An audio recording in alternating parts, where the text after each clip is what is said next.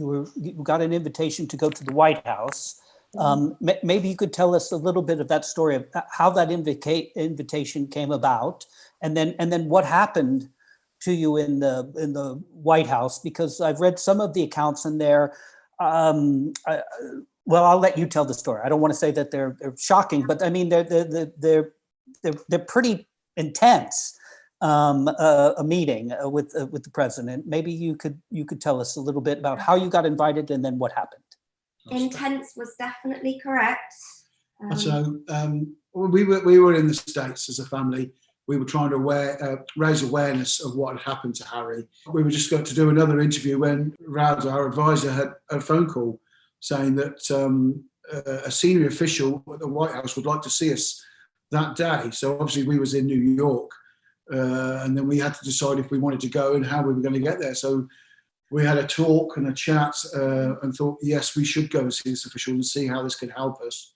So it was a very brief talk, a very brief chat, really. You know, we were only 6-7 weeks past losing our boy.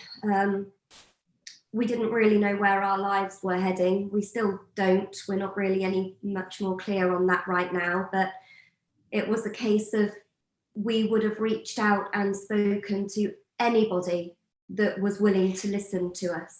And it wasn't until we actually got to the White House, then we realised that it was the president we were seeing. So yeah, I think it was like a whirlwind. It went so quick. I don't know really if you had time to sort of register what was going on until we actually got into the Oval Office. It was quite a... You're just in the mode of trying to get officials to see that Harry really mattered.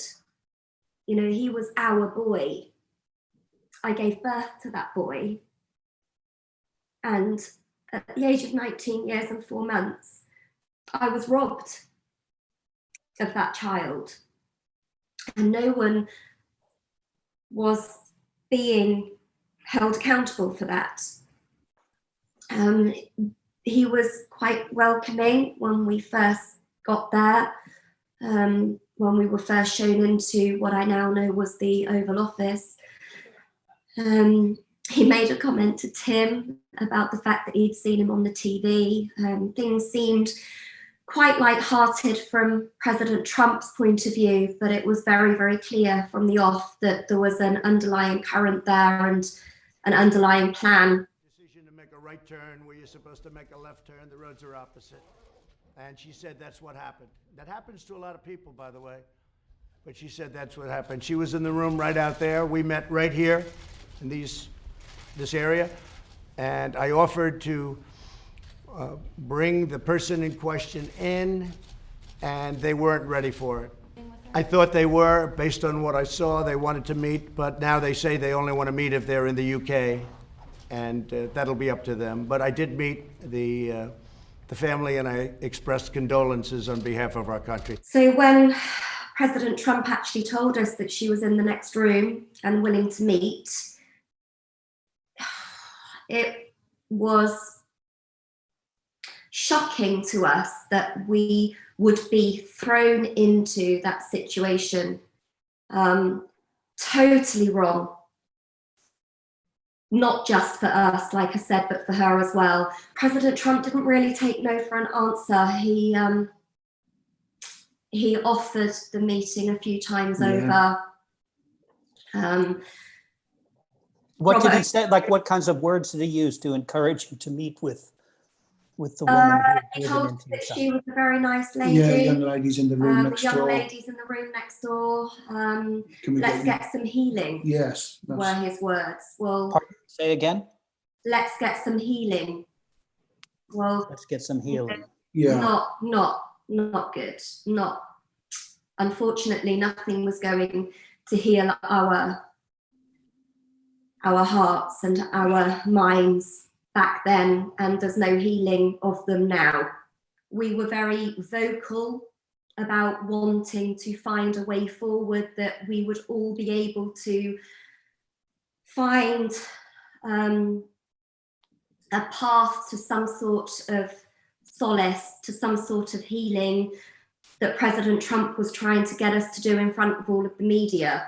So I was very open about the fact that I felt that it was a silly thing for her to have fled the UK like she did, because things dramatically changed after that. You know, to be forced to have that meeting with her, the media afterwards called it a publicity stunt.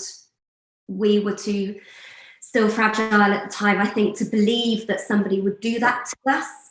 When we realised that all of the press had been set up on the South Lawn and we were ushered out of a different entrance away from all of that press, I think it did start to dawn on us that actually, because we didn't give President Trump what he was looking for, we just want the lady responsible to go through the UK justice system.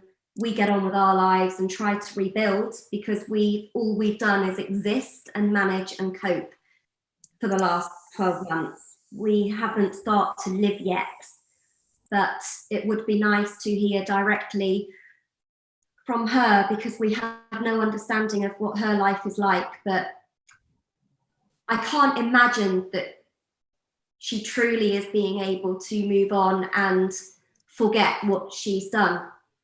You know, like I said, she was told on her birthday that she'd killed Harry. So on Harry's 12-month anniversary, her birthday's the next day. So is she going to celebrate her birthday when we're